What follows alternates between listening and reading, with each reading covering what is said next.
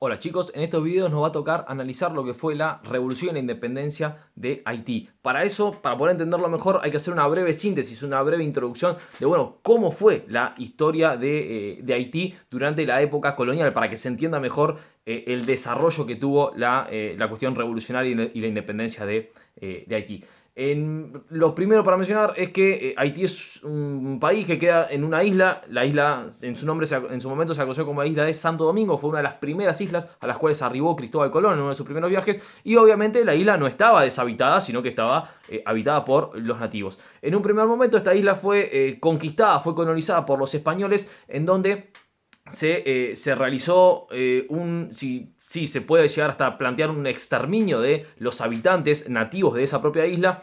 En un primer momento a causa de las enfermedades y un segundo momento a causa del trabajo excesivo que los obligaron a hacer los españoles que dominaron a la población que estaba en ese momento. Cuando la isla quedó casi deshabitada, lo que intentaron hacer en un primer momento los españoles y después también los franceses, que ocuparon una segunda parte de la isla, fue reemplazar esa mano de obra previa que tenían con otro tipo de mano de obra que fue por medio de la mano de obra esclava, que fueron los esclavos traídos desde África. Recuerden, el año pasado habíamos analizado lo que era el comercio triangular, en donde los europeos compraban esclavos capturados en la propia África, los llevaban a América, los hacían trabajar en las plantaciones americanas, y después el producto de esas plantaciones era trasladado de nuevo a Europa, conformando el triángulo, en donde se procesaban esos, ya sean alimentos, materias primas o lo que sea, y el resultado de esos alimentos, materias primas procesadas, se vendían en la propia Europa o en los distintos lados del mundo,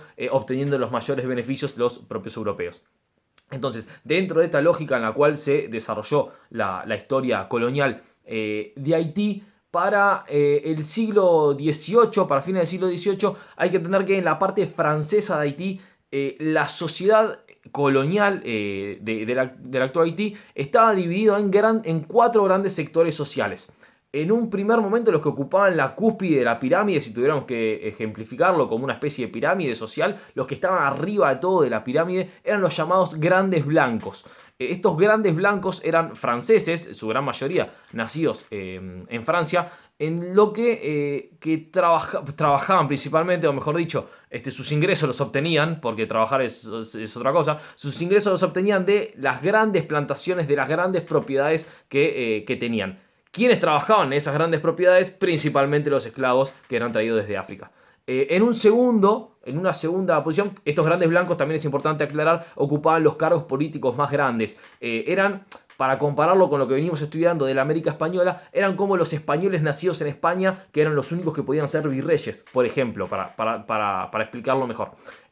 Los segundos que estarían en la escala social, recuerda que no estamos hablando de una sociedad igualitaria bajo ningún aspecto, los segundos que estaban en esta escala social serían los pequeños blancos. ¿Quiénes serían estos pequeños blancos? Bueno, obviamente se plantea que eran blancos por el color de piel y de lo que se ocupaban estos pequeños blancos, algunos tenían unas pequeñas plantaciones, o sea, tenían pequeños terrenos, pero la gran mayoría eran comerciantes, podían ser artesanos, o si no también eran administradores de las grandes plantaciones. Eran los que se encargaban de administrar, de coordinar cómo se realizaba el trabajo de estas grandes plantaciones, que por lo general y sobre todo en Haití eran plantaciones de azúcar.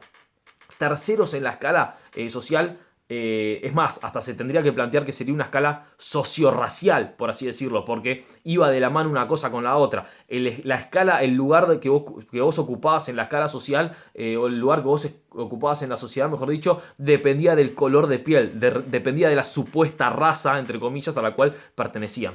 El tercero de los escalafones, entonces, de esta pirámide social, eran los mestizos y los libertos. Es distinto esto. Los mestizos, recuerden que eran los hijos de franceses en este caso, con esclavas o con libertas. ¿Y qué sería un liberto? Un liberto sería una persona que en un primer momento era esclavo, obviamente principalmente negro en este lugar específico, pero que había logrado comprar su libertad, o que el dueño, por haber trabajado muy bien, o por haberlo tratado bien, o por haberlo hecho ganar mucho dinero, el dueño, después de muchísimos años de sacrificio, después de muchísimos años de laburo atroz, lo recompensaba, por así decirlo, con la libertad. O sea que esa persona que había nacido libre en África, había sido capturado en África, llevado como esclavo a América, había trabajado muchísimos años de su vida como esclavo en América, obtenía la libertad y obtenía el estado de liberto. Y por último, abajo de todo, la pirámide social tendrían que estar obviamente los esclavos de origen africano que trabajaban en la propia Haití. Una última cuestión con respecto a esto y antes de comenzar a explicar las etapas de la revolución de independencia de Haití, es importantísimo recordar que yo les dije en una especie de escala socio-racial. ¿Por qué? Porque por más que una persona de color, por más que un negro comprase su libertad o se ganase su libertad salvándole la vida a un amo, imaginemos, no sé, cualquier tipo de ejemplo que podía pasar, por más que era considerado libre, por más que el amo, el ex amo, mejor dicho, le dé la libertad y lo trate recontra bien, el resto de la sociedad no lo veía como un igual. El resto de la sociedad mantenía para con él una especie de estigma social, por así decirlo, en donde no le confiaba, pero ni siquiera, qué sé yo, no sé, la herradura de un caballo, por así decirlo. No le permitía ir a determinados lugares, si había que, no sé, realizar algo, no, con un liberto ni siquiera prefiero verlo. Se mantenía un estigma social, pero que era atroz, que por más que obtuviera la condición de libre, no se podía plantear que estaba, pero bajo ninguna circunstancia, en igualdad de condiciones con un pequeño blanco, por ejemplo, dicho de esta manera. Entonces, ¿qué fue lo que sucedió dentro de este mundo particular, que era la isla de Santo Domingo, principalmente Haití? En 1789 llegaron los ecos de algo que estalló bastante fuerte a varios kilómetros de distancia, que fue la Revolución Francesa. Obviamente, recuerden, era una colonia francesa, Haití. Entonces, a partir de 1789 empezó esta primera etapa de la Revolución de Haití, en donde participaron, por así decirlo, cada uno de los sectores sociales, cada uno de estos cuatro sectores sociales que estuvimos analizando, cada uno planteaba, cada uno quería, cada uno empezó a luchar para obtener distintos tipos de beneficios para su propio sector.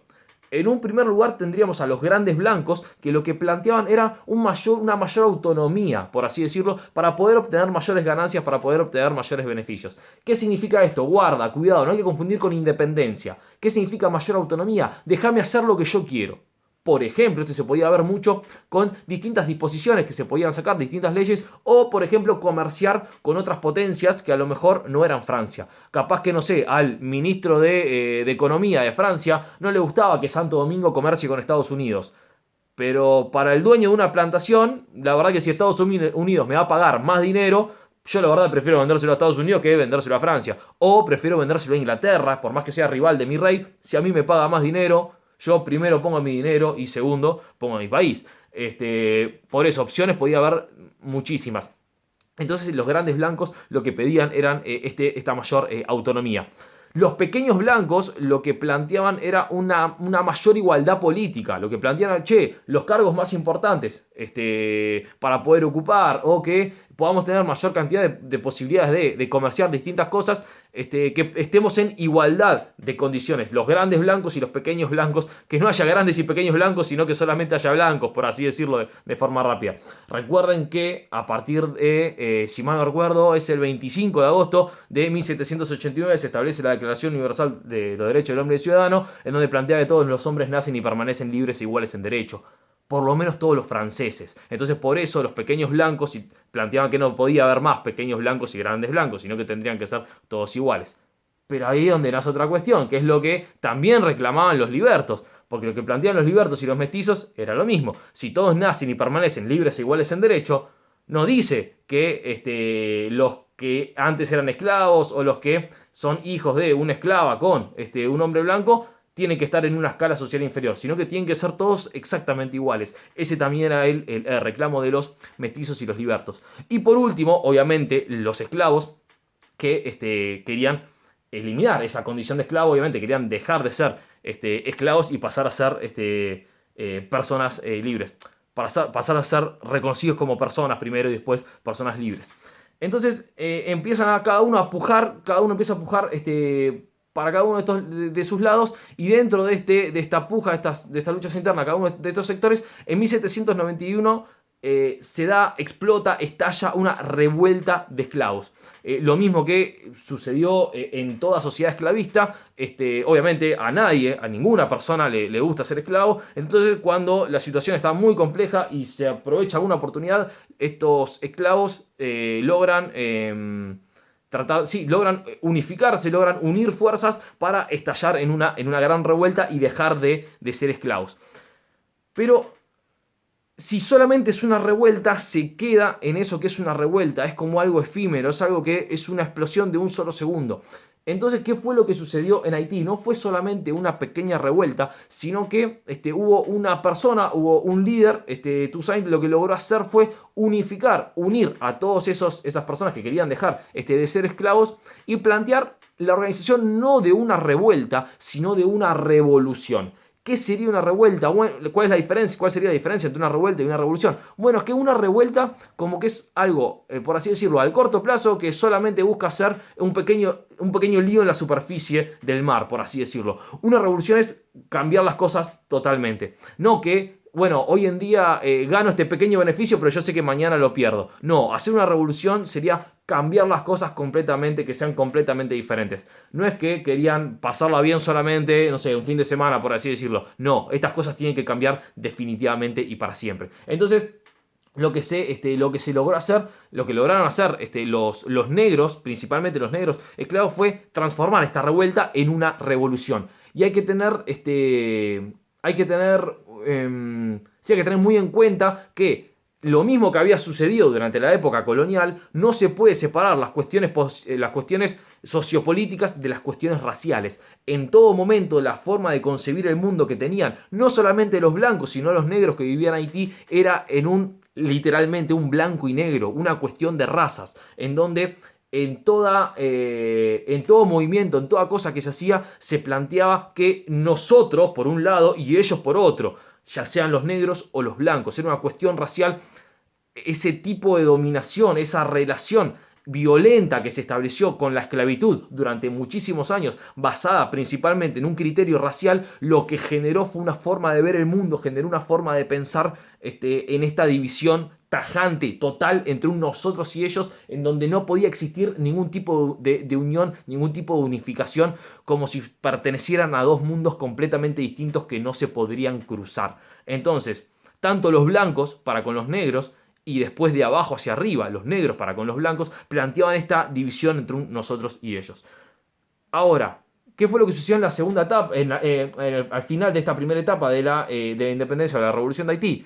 Bueno, se empezó a radicalizar lo mismo que estaba pasando en la gran metrópoli, lo mismo que estaba pasando en París. Cuando comenzó la segunda etapa de la Revolución Francesa, se empezó a radicalizar. Y de esta manera, en Haití también se vio una gran división entre los sectores que querían mantener la revolución, querían hacer una revolución mucho más grande y lograr la abolición completa, plena y para siempre de la esclavitud, principalmente sostenida por los negros. Esa postura sostenida por los negros, y la otra postura más completamente reaccionaria, completamente conservadora, que buscaba volver las cosas a como habían sido previamente, a mantener las cosas como estaban atrás. Dentro de estas dos grandes posturas, por un lado, repito, la que buscaba los cambios más revolucionarios, los que más apoyaban esta postura eran, bueno, como dijimos, los esclavos o los ex esclavos, los libertos, y también algunos pequeños blancos que planteaban, sí, acá la verdad hay que abolir la esclavitud, así todos estamos en igualdad de condiciones y tengo la posibilidad de pelear un mano a mano y conseguir las mejores cosas. A esto se le suman también los jacobinos o los robesperianos, por así decirlo, de Francia, que planteaban que todas las personas tenían que nacer y permanecer libres e iguales en derecho para siempre y sean de donde sean. Y por el otro lado, los que planteaban, los que querían mantener, o mejor dicho, reaccionar, hacer que las cosas estén como eran antes. Tenemos obviamente los grandes blancos que querían mantener sus plantaciones, algunos pequeños blancos que también tenían algunas plantaciones un poco más pequeñas, obviamente los franceses reaccionarios, la nobleza francesa quería volver las cosas a como habían sido antes, los apoyaban desde la metrópoli francesa, y lo más importante es que se suman también otros países como son principalmente Gran Bretaña y España. Recuerden que también habían entrado en guerra contra los franceses en Francia. Entonces, la típica, la famosa, los amigos de mis enemigos también son mis amigos. Entonces, estalla esta revuelta de forma mucho más grande, que la vamos a terminar de ver un poco mejor en un segundo video.